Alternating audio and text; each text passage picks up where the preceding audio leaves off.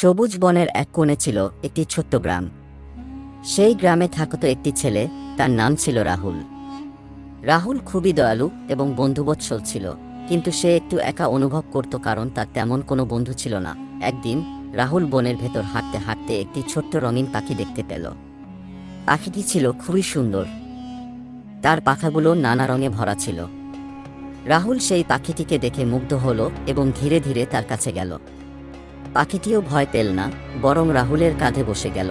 রাহুল অবাক হয়ে পাখিটির দিকে তাকিয়ে থাকল এবং বুঝতে পারল যে এটি একটি জাদুর পাখি। পাখিটি হঠাৎ কথা বলল, রাহুল, তুমি খুবই দয়ালু, আমি তোমার বন্ধু হতে চাই। আমি তোমার জীবনের সব ভালো কাজগুলো রঙিন করে তুলব। রাহুল পাখিটিকে নিয়ে বাড়ি ফিরে এল। প্রতিদিন সে পাখিটির সঙ্গে খেলতে লাগল, আর পাখিটিও তার জীবনকে রঙিন করতে থাকল। রাহুল যখনই কোনো ভালো কাজ করত, পাখিটির রং আরও উজ্জ্বল হয়ে যেত এবং রাহুলের চারপাশের জগৎ আরও সুন্দর হয়ে উঠত।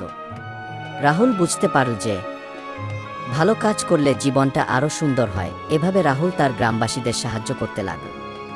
সে যখনই কাউকে সাহায্য করত বা কোনো ভালো কাজ করত, পাখিটি তার চারপাশে একটি রঙিন আলো ছড়িয়ে দিত, যা সবাইকে আনন্দ দিত। একদিন গ্রামের সবাই মিলে একটি বড় উৎসবের আয়োজন করল। রাহুল তার জাদুর পাখিটিকে সঙ্গে নিয়ে সেখানে গেল। সবাই তার পাখিটিকে দেখে অবাক হয়ে গেল এবং রাহুলের ভালো কাজের জন্য তাকে প্রশংসা করল। রাহুল তখন সবাইকে বলল, আমরা যদি সবাই মিলে ভালো কাজ করি, তাহলে আমাদের জীবন রঙিন হয়ে উঠবে, ঠিক যেমন আমার এই পাখিটির মতো। সেই দিন থেকে গ্রামের সবাই ভালো কাজ করতে শুরু করল এবং পাখিটির মতো তাদের জীবনও রঙিন হয়ে উঠল। গল্পের শিক্ষণীয় দিক: এই গল্পটি শিশুদের শেখায় যে ভালো কাজ, সহযোগিতা এবং দয়া আমাদের জীবনের সত্যিকারের সৌন্দর্য এনে দেয়। পাশাপাশি এটি শিশুদের মধ্যে বন্ধুত্ব, সহানুভূতি এবং দায়িত্বশীলতার মূল্যবোধ জাগ্রত করে।